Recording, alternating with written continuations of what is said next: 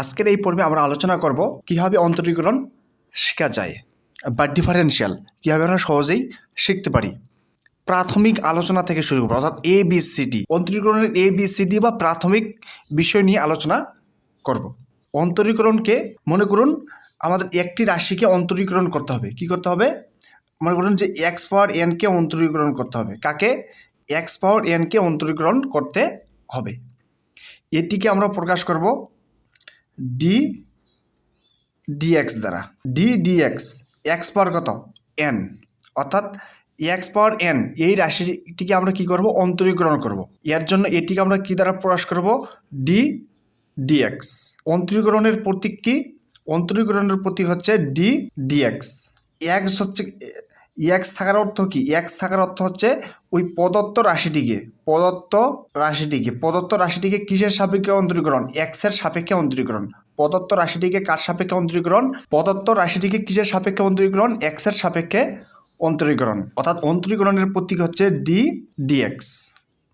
এখন এখানে কত আছে? dx x পাওয়ার n, এটি হচ্ছে একটি অন্তরীকরণের সূত্র। এখন এটি কি হবে?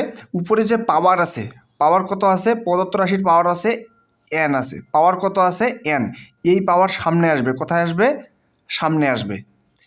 এবং উপর থেকে এক পাওয়ার কম হবে। উপর থেকে কি হবে? এক পাওয়ার কম হবে, অর্থাৎ n-1 হবে। n-1 অর্থাৎ dx x পাওয়ার 5 এখানে পাওয়ার কত আছে? 5।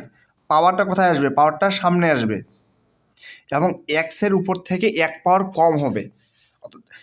n-1 এখানে হবে 5-1, অর্থাৎ 5x পাওয়ার 5-1 অর্থ কত? 4। আমরা যদি লক্ষ্য করি dx কার সাপেক্ষে অন্তরীকরণ? x এর সাপেক্ষে, x পাওয়ার 10। তাহলে কি হবে? উপরে যে পাওয়ার আছে 10, এটি সামনে হবে 10। তার উপরে x পাওয়ার এবং x এর পাওয়ার কত? 10 থেকে এক পাওয়ার কম হবে, অর্থাৎ 10-1। তাহলে কত হয়? 10 × x পাওয়ার কত? 9।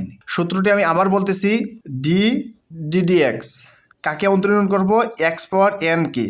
তাহলে কি হবে? পাওয়ার হচ্ছে কত? n। এই পাওয়ার n সামনে আসবে এবং x এর উপর থেকে এক পাওয়ার কম হবে। কত পাওয়ার কম হবে? এক পাওয়ার কম হবে, অর্থাৎ n-1।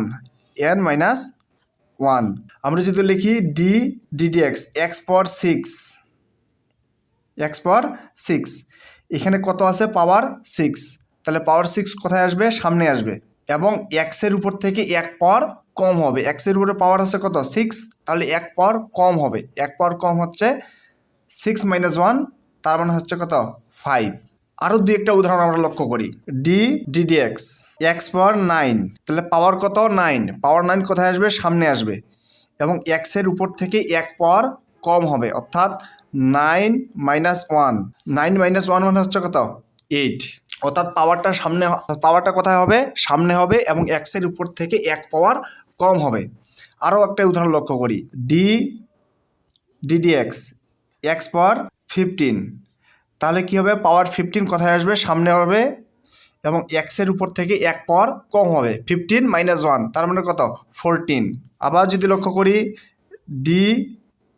dx x পাওয়ার 5, কী হবে? উপর থেকে এক পাওয়ার কম হবে, অর্থাৎ 5 প্রথমত 5 হবে এবং x এর উপর থেকে এক পাওয়ার কম হবে। 5-1 অর্থাৎ হচ্ছে কত? 4।